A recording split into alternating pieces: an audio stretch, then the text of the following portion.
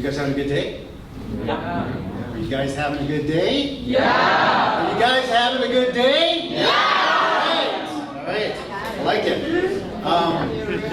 So I'm going to start my presentation with a thank you. Okay. A lot of people end their presentations with a thank you, but I'm going to start it with a thank you. And the reason why I'm going to start it with a thank you is because of the company that I have, and I'm going to tell you a little bit about that later on. But to be honest, it's really a pleasure to be here. I know I was thinking back when I had the opportunity to come here, and people were telling me that you can talk to all these wonderful minds, and I said, man, you're going to put me in front of people like that? Like, that's just amazing. Like, I think back to when I was your age, and it's the beginning. It's really the beginning. And if I could go back, I would do it all again the same way and make all the same mistakes that I made and have all the same successes. But having the knowledge about my journey to today, where you are, it would just make me want to go faster, right? And it's important to think about fast and slow, how we live our lives. I'm going to talk to you a little bit about that. But thank you for having me here today. This is my team. We're here, we're in Calgary.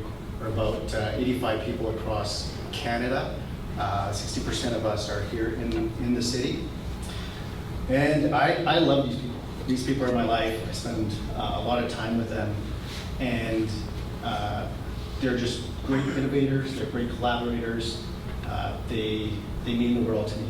And so I asked them, I said, hey, can you tell me how you see me, right? How do you see me? And they said, well, how about we give you a picture? I said, okay. So that's the picture that they gave me. Okay? Do you guys think it looks like me? Yeah. You do? Okay. I don't see it, but if you guys see it, then I'll take your word for it. But I'm going to tell you why in a second. But being a CEO of a company means a lot of different things because you're effectively running the ship. And when you're doing that, you have to think about a number of different things. Where are you going? What's your vision? You have to think about how do you get to that vision, and you have to plan for that and set your goals. You have to work with people and you have to collaborate. And the people that you're working with, they're the world team because they're going to help take you where you want to go, right? So when I think about that, when I think about the people that make the organization, they're one of the most important stakeholders in our organization. And you see all these things about the Great Resignation today, and you hear all these things about the fact that empathy at work is a big deal. It is. It's a really big deal. The way we work together is changing. And it's important that we think about these things. But there's also other stakeholders that are important in the organization. There's the investors and shareholders, right? There's also our clients, how we deal with them and how we ensure that they're successful. It's not just about us being successful. We do what we do to make them successful. So that's my role. That's kudos in a nutshell. And this is why I started with a thank you, is because our company focuses on employee recognition. So employee recognition is just recognizing individuals within the organization. So I have a question for you. Do you guys like it when you're recognized? Yeah. How does it make you feel? What's that? Sorry? How does it make you feel? Oh no. Okay. Anybody else? Included? Fulfilled? Absolutely. Yes. And that's important because when people feel that way, when they feel that connection, when they feel that motivational energy, they come together, right? And they do more of what they were doing because they were recognized. That's why it's important for organizations to have recognition inside of their businesses. So we actually built an app, effectively a platform that deals with employee recognition. It deals with culture within the organization. And it's so that you bring people together, they can reach their full potential. And they have this connection to the work, they have this connection to your purpose, and it drives the business forward. And accelerates your business. So that's really why I did what I did. It's an important piece of my puzzle as I think about my journey. Who uses us? We're being used by a lot of different companies around the world. Hundreds of them, 24 different industries, 80 countries, 11 languages. The largest company that we have on our platform today is 20,000 people. So that's one company with 20,000 people. You might know some of these brands. Some of these brands are tech companies. Some of these brands are professional services. And so we deal with not-for-profits. We deal with a lot of different kinds of organizations. So you got a question? Which one is the biggest? Which one is the biggest? Good question. It's a company called MTN, okay? And MTN is an organization out of South Africa. They're based out of South Africa. They take us into 24 different countries in the world. So they have a lot of different locations. They would be the biggest organization. And then we have a lot that kind of fall underneath that. And it's important to understand, like, we work with a lot of different companies, different kinds of companies, but we work in different locations, different languages, different cultures. And coming together at this time to create a global experience for people around the world is really important. It can be challenging because you're dealing with all these different nuances that exist. But if you can do it, it's really cool because it unifies people. It breaks down the silos that exist in the world. We hear the news and we hear about all this craziness that's happening in the world. Well, I don't know about you guys, but I like peace, right? I want things to be good.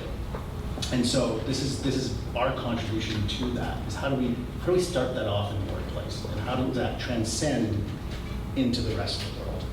Sounds good? Any questions? No? Okay. But why do companies buy us, right? So they're trying to figure out, what is it about us? Why do they want to buy us? And it's really to help their company, make sure people are staying at the company, connecting with teams inside the organization, improving morale. That's why companies buy us. We have analytics, we have software. That's really it. And there's a need for it. But enough about the company, because I think I'm here to talk a little bit about the journey that I've been on. And I showed you this slide earlier, right? About the fact that this is what everybody in the organization thinks of me, right? What they think of when they think of me. This is what I think of when I think of me. Do I look like that? No? Yeah? A little bit? If I go like this a little bit, does that look like me now? The way you still We can sell it? This is the way I see myself. And it's not about what I wear, about the fact that I shave my head, about what clothes I wear. It's not about how I look. It's not about who I hang out with. It's not about what music I listen to. It's really about the journey that I had and the experiences that I had along the way and who they make me inside. How do they make me different, right? So, why? Why was that thing that I just showed you the thing that I thought I looked like? And it's because of these things. Yep. Go ahead. Sorry, Matt? Okay.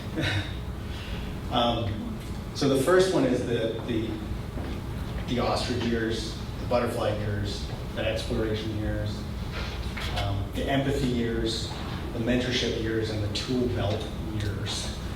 These are all the years of my life, and they've come together. So I'm going to tell you a little bit about that. So when I was exactly where you are today, I was an ostrich. What do ostriches do? Put their head in the ground. Yeah, they hide their head in the ground. They dig, right? What's that? They do that too, yeah. But they do put their head in the ground, right? And sure, they're doing it because of the eggs. There's eggs in the ground, right? That's the reason why they're doing it. But their head's in the ground. And when your head's in the ground, you have no idea what's happening around you. That was me. And I was in school, and I was in math and science, and I loved it. And physics and everything. I loved it. That was my life. But my head wasn't up. I wasn't looking around at what was around me. I didn't know what my passions were. I didn't know what my drivers were, what was going to, propel me forward. I just felt like I had to do what I had to do. That was me. I was the ostrich. And it wasn't until I got an interesting story about that. So I'm in high school, it's grade 12, and all of a sudden my friend goes to me, I just got into the U of C. And I'm like, oh, cool. And I went, what do you mean you got into the U of C? What does that mean? And you guys are lucky because you got a chance to tour this facility. You're here, you're part of this great school that's connected to the university. It is incredible. I didn't have that. And so I didn't know that I had to apply to university. Is that weird? I didn't know I had to apply to a university because I thought, you see these basketball players and they get recruited. I thought they were going to recruit me. That's pretty funny. I was sitting there thinking I was going to get recruited out of high school. No. Go ahead. You know that basketball players apply to different teams before they get recruited? They do. That's true. It's a good point. Yeah. And the reality is some do, and some are actually sought after, and they have to excel and get into certain what do you call it? Yeah, programs. There you go. Thank you. But I thought they were going to come after me, and they didn't. And I finally applied. I got in. I came to the U of C, and when I got to the U of C, what did I do? Well, I did what I've been doing. I did math, I did physics, I did chemistry, I did everything that I was doing before because I thought, I want to be a doctor. I'm going to go pre-med, right? And so I started going pre-med. I did zoology, I did all that stuff. And I was in my first year, and I got to the end of my first year, and I went, well, I enjoyed these subjects, but is this me? Is it me? Is it who I am? And the reality was, I didn't know truly who I was. I was figuring it out still. And I took every single subject I could think of after that. I took economics, I took sociology, I took psychology, I took fine arts, I painted, I drew, I studied art history. I took every subject possible to understand and who I was and what I liked, because I didn't know. And so when I did that, I started thinking about, okay, you know what? I'm starting to like the arts. I'm starting to like the sciences. I like how they come together. My dad was an architect. So I thought, hey, maybe I should be an architect, right? Maybe that's the thing. And for me to transfer my credits, the easiest thing for me to do at that point was to go into urban design, because that was a program that was within my reach at that point. So I did it. I went into urban design and I learned how to design cities, build cities, understand what people want inside of their cities. And it was cool. I enjoyed it. I loved it. Planning a city was pretty wild. And then I graduated. And I was like, what's next? Well, maybe I should become that architect that I was thinking about. So I went off to Ottawa, went to the University of Carleton, and I went into architecture. And once I finished architecture, I came back to Calgary and I joined my dad, because my dad was an architect. And I started working in his company. And during that time, I had the opportunity to get my own clients. So this is all within the first month or two that I was with my dad. And I started getting my own clients. Now I was designing retail clothing stores because for me, I was into fashion. I loved fashion. So that's what I wanted to do. I was trying to find my path there. So I designed these retail clothing stores. When I would design these retail clothing stores, one of the brands that they carried said, hey, we really like your store. Can you design a trade show booth for us? And I said, trade show booth? Like that's a table with like stuff on it, isn't it? Like isn't that what a trade show booth is or a trade show is all about? They're like, no, come down and check this out. So I went down to their studio, I checked out what they were doing, and they showed me what these booths are. And there's these massive trade shows that are in Las Vegas where there's literally buildings within buildings. So these trade show booths are actually buildings. And they said, you get to build one of these buildings inside of this trade center. And I went, that's pretty cool.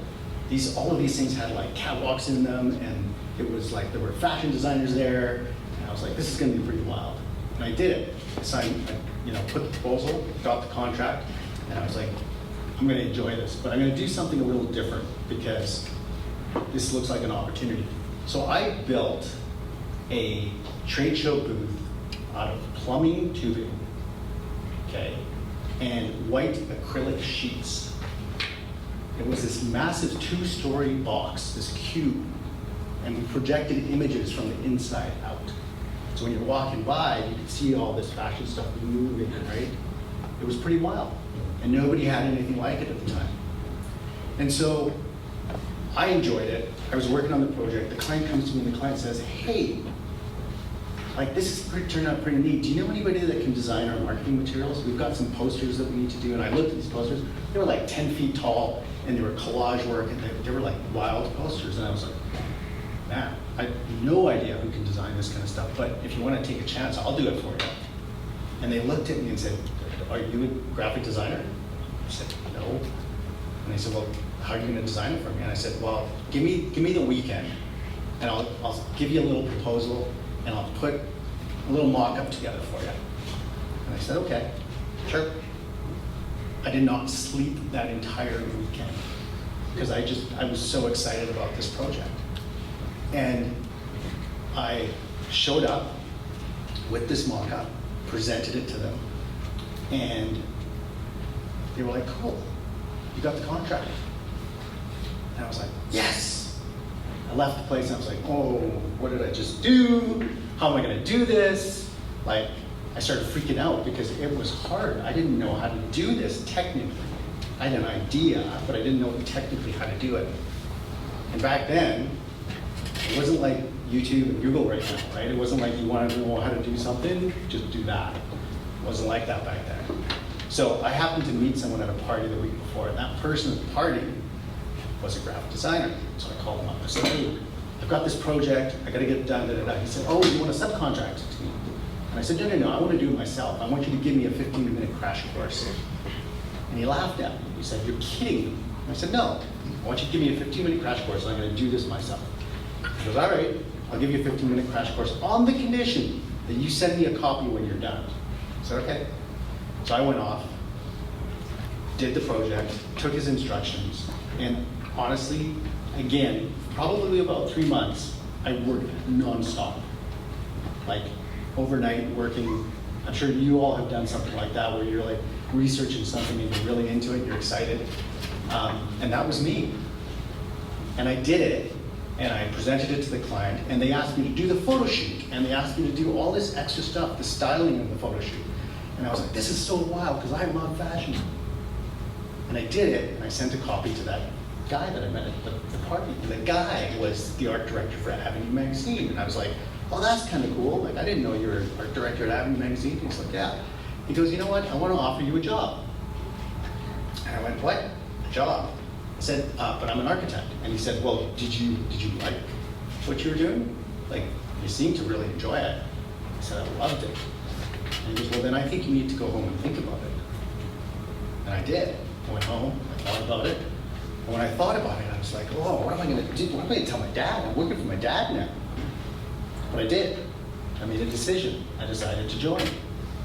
And I decided not to be an architect. And my dad's like, you're going to go off and be a graphic designer? I'm like, yep. I went off and I did it. And I started working there with this other guy and the rest of his team. And he decided that he was going to go down south and work at one of the bigger agencies in the US. And I was like, well, I'm going to stay here, but I love what I'm doing, and I'm going to build my own company. So that's what I did. Got my first computer, got my first clients. I started building my business in my bedroom. And that business I had for 14 years. That business grew from a company that was a graphic design shop to a marketing and strategy agency to a technology company in terms of the fact we built the first websites in Calgary. And then after that, we started building software and hardware. And that's where that verbatim disk that Jen's talking about, that's where that all happened. So we started becoming an innovation hub then. So over the course of 14 years, we transformed our entire lives from just being designers to being innovators, to being people that are bringing different ideas and concepts together. And then one day, this person who worked in the company came to me and said, sorry man, he put a letter across the table to me. He said, it's my letter of resignation. And this was my rock star. This guy was awesome. And I said, no, you're gonna leave. He goes, yeah, me and Rachel, we're gonna sell the house, we're gonna buy an RV, we're gonna travel around the United States. And I'm like, no way. And he's like, yeah. And I'm like, oh, that's pretty cool. And I said, well, do you want to work remotely? And he's like, is that actually a thing? Can I do that? And I said, sure. Now this was 13 years ago, this conversation. 13 years ago. And remote work and distributed work and stuff like that was like, kind of existed, but not really. And so he went home and was like super excited because he could travel around and he could still make money and live his life. And I went home and I went, oh my God, what am I gonna do with my life? Like, he got to me. He made me think about, where's my life going? I was super happy with my company, I was super happy with my company at that point. I loved what I was doing. I was innovating, I was designing. And I said, well, what is missing from my life at this point? What's missing? I asked myself this question, and we don't always ask ourselves that question. When I answered that question to myself, I said, well, I love my life, I love everything here. Well, maybe the weather could be better. That's what I said. So what did I do? I decided to jump on a plane. I went to Mexico. I was going to buy a house in Mexico, and I was going to go back and forth between Calgary and Mexico and live my life. That was my plan. And I was the night before signing the papers for the house, and I went, what are you doing? Why are you doing that? Like, what, just because of the weather? And I said, if I do that, I'm never going to travel the world. Never going to see what's out there. I love traveling. I've been to so many different places, and I love traveling. And this was going to lock me between two destinations. And I said, well, you know what? That's it. I'm closing the office, this big company that I had built. I'm going to close it up. We're going to all go remote, and I'm going to travel, and I'm going to see the world, and I'm going to work on my photography because I was passionate about my photography. Because that's what I did. So I told everybody, I said, hey, this is what I'm doing. If you want to go remote, you go remote. And let's do this. Everybody went. I went to Brazil, I went to Argentina, I went to Africa, I went to Europe, I went everywhere. And I had the most amazing time of my life. It was just me, a pack, my camera gear, and I went to the Amazon jungle, and I fished for piranhas, and I ate mealworms, and I went, sandboarding down the dunes. I climbed the highest dunes in the world. Like, I've done all these crazy things that I loved doing, and I never thought I'd get a chance to do. And I did that for 2 years. And then I was coming back to Calgary because I was on my way to Paris. So my plan was go to Paris, become a photographer, and that was it. That was gonna be happening. And I got to Calgary, and I bumped into Tom, who is my partner at Kudos. He's like, hey, Muni. And he was at the phone, Sebastian. He's like, hey, what are you doing? And I'm like, I'm just passing through. I'm on my way to Paris. He goes, man, I've seen your pictures. Looks like you're having a great time. I said, yeah, I'm having a blast. And he goes, so do you want to join this company and help me build it? And I was like, well, tell me more. So I listened to him, and I listened to his story, and I was like, okay, that's interesting. Like, they had this sort of like recognition thing that they had built inside their organization. And I was like, oh, that sounds interesting. Let me get back to you. It didn't really strike me at the time, right? It wasn't something that motivated me at the time or excited me. And so I went to a meeting after, and I met with a client of mine because I was still working on the side. And this client goes, hey, you know what? We're building this decision-making piece of software, and we want to connect it to employee recognition. I went, employee recognition? Are you kidding me? I said, yeah, we want to connect it to employee recognition. I said, okay, cool. Let me talk to someone. I think I know someone that's going to do this. I'm going to hook you guys up. So I called up Tom, and I said, hey, let's chat. And I said, tell me about this product more. And he started telling me about the product, and my mind exploded. Like, I really felt like I was in a position where the world was spinning around me for some reason. I was like dizzy. And I sat there going, can you imagine if we created a platform where people could recognize each other, and you could build these profiles around recognition, and that piece of profile that you build within that organization, you carry it with you. So your recognition continues to grow throughout your life. It's kind of like a living LinkedIn. How many of you here are on LinkedIn? Like a handful, right? I guarantee you in 10 years you'll all be on it. But the thing is that platform is all about your CV. It's all about your resume. But it's not living and breathing. And so the thing for me was like, how do we create this living, breathing entity about these moments? So we did it, built the company, here I am. And that's kudos. So that was the entire journey I went through to get to here, right? In terms of the conversations, the people, the types of things that I worked on. And those for me were my butterfly years. They were all about change and transformation and figuring out what I was becoming. And throughout that entire period, I also had these years of explorations that I talked to you about countries that I visited. Some like 190 cities, right? Going to all these different cities. And the beautiful thing about it is people and what you see there, the culture that you absorb. Everything is so unique and different, and it comes together, but we're all the same. So when I started thinking about that piece of the puzzle about my life, who I am, where I come from, and where everybody else comes from, I started thinking about, hey, how do we come together more? How do we belong together more? How do we bring ourselves together more? And it started sparking something in my head that came only within the last, I would say, 10 years to myself. And that was empathy. Empathy is the one thing that's going to bring us all together. How we care, how we understand other people's needs. Everybody's different. All of us are different in some way or form. We're all trying to belong in some way or form. But if we understand each other, why we're different, what's different, and what we need, then it gets easier. It doesn't mean you have to think the same way. It doesn't mean you have to feel the same way, but you have to understand it.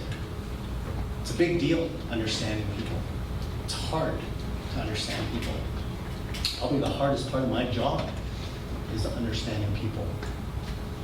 But it's probably the most important thing you can ever do.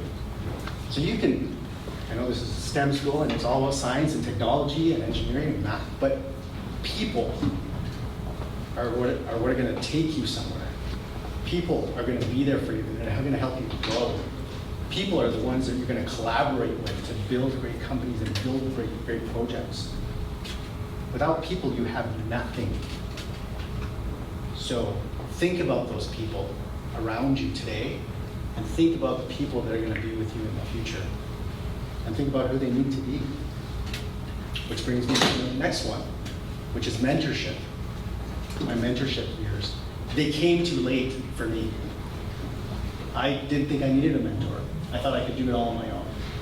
I was ambitious, and I fought for it, and I learned on my own, and I made it happen. And you can. But if you get mentors, they can tell you where the snakes are and where the ladders are. They can tell you where like the shortcuts are, and they can tell you where you're going to have a bit of a road bump. And just that knowledge alone is helpful. You're still going to have to do the work. It's all up to you to do the work. But the mentors are going to change your life. Get mentors early, and don't be afraid to change mentors regularly. Evolve your mentors. You're going to grow as individuals. So do that. And when I reflect back on all of this, right? the ostrich, the butterfly years, the exploration years, all these things that I've done to bring you here today, I think about them in terms of a tool belt. Somebody said to me once, wow, you've got a crazy tool belt. And I'm like, what tool belt? I don't have a tool belt. But each one of you has a tool belt. Every single one of you. And your tool belt is full of your skills, your hard skills, your soft skills, all the things that you learn along the way. And those tools are going to help you. So if I go into a marketing conversation, I know what to do. I go into a people conversation, I know what to do. Doesn't mean that I won't need help, but I've got something that's going to get me started. I've got something that's going to open the conversation. It's got something that's going to help me. So think about what your tools are. Do you have tools right now? Are there things that excite you?